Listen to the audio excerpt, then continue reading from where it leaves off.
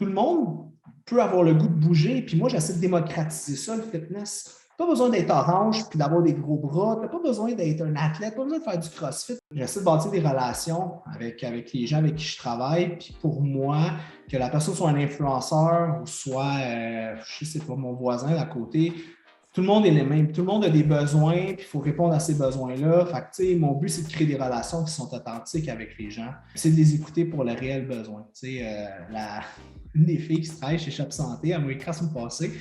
Elle a dit, en tout cas, je ne sais pas si elle parlait de Brandon ou de Cassandra ou je ne sais pas qui, mais elle a dit, c'était écœurant. Elle dit, je vois du monde, des influenceurs qui ne se sont jamais vraiment mis sur l'entraînement en public, puis là, ils en parlent, puis tout ça. Puis elle dit, comment tu fais? Tu sais, c'est pas du monde de fitness. Je dis, ouais, mais tout le monde peut avoir le goût de bouger, puis moi, j'essaie de démocratiser ça, le fitness. Tu n'as pas besoin d'être orange puis d'avoir des gros bras, tu n'as pas besoin d'être un athlète, pas besoin de faire du crossfit, tu peux juste être normal, puis juste vouloir bouger, puis être bien dans ta peau, tu sais, puis c'est pas grave d'avoir ce besoin-là, puis c'est correct. Fait que je pense que c'est d'écouter le besoin de la personne, puis d'y offrir un entraînement qui est stimulant, qui est agréable, en bonne compagnie, qui répond à leurs besoins, puis en allant à leur rythme surtout.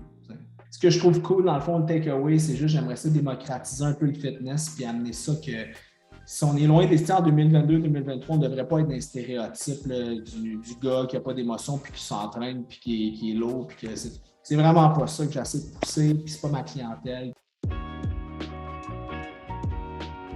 T'sais, maintenant, avec l'avènement des réseaux sociaux puis on est hyper stimulé d'informations, que ce soit TikTok, Instagram et tout ça, tu sais.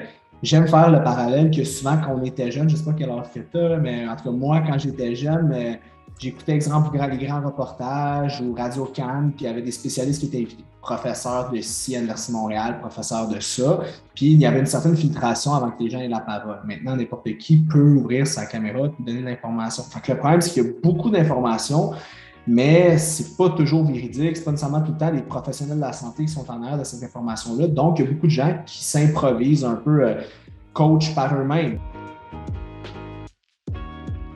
C'est qu'une mode alimentaire est meilleure qu'une autre. T'sais, qu'un régime ou qu'une tendance alimentaire est meilleure qu'une autre, c'est pas vrai. T'sais. La réalité, c'est que c'est toi qui choisis. T'sais. Moi, si j'aime ça manger mon bol de Cheerios le soir, il n'y a pas de problème. Je veux dire, il n'y a aucun problème en alimentation. C'est qu'il n'y a pas une formule magique pour arriver à ses objectifs. Il n'y a pas une diète magique.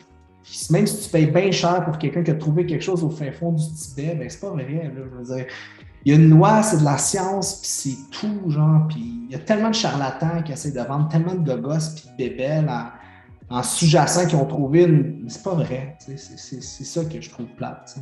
Puis les gens ne connaissent pas ça, c'est normal. Ils n'ont pas étudié là-dedans. Fait qu'eux, ils adhèrent à ça. T'sais. D'avoir une alimentation équilibrée, simplement, puis pas adhérer à aucune trend fancy. C'est de manger, tu sais, c'est niaiseux, mais c'est de manger 3 repas par jour, puis pas se casser la tête, puis avoir une assiette qui est le plus équilibrée possible, tu sais, ne pas couper dans rien, puis manger à son rythme, puis à sa faim, puis d'essayer que puis d'essayer de ne pas laisser ses émotions non plus comme altérer un peu son appétit, tu sais, pas manger parce qu'on est...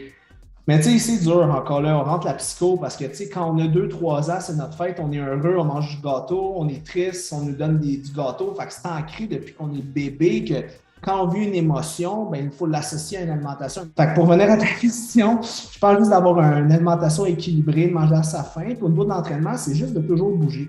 Minimum 2 à 3 fois par jour, peu importe ce que tu fais, parce que ton corps, c'est pas si tu fais de l'escalade, si tu fais de la course, tu marches, tu lèves des poids, c'est juste qu'il active des muscles et qu'il bouge. Fait que c'est juste que ça fasse partie de la vie puis d'aimer ça. Peut-être la course, c'est pas ton thing, peut-être c'est le vélo, peut-être la musculation, c'est pas ton thing, il n'y a aucun problème. Il faut juste que tu trouves qu'est-ce que tu aimes faire qui te fait bouger et être actif. T'sais. Ça serait, je pense, encore là de trouver une activité que la personne elle aime faire qui est au moins un peu demandant au niveau cardiovasculaire et ou musculaire. Ça, c'est la base. Sinon, la personne va être couch potato, puis c'est pas bon pour la santé. Puis la deuxième des choses, au niveau de l'alimentation, c'est d'être à l'écoute de son corps.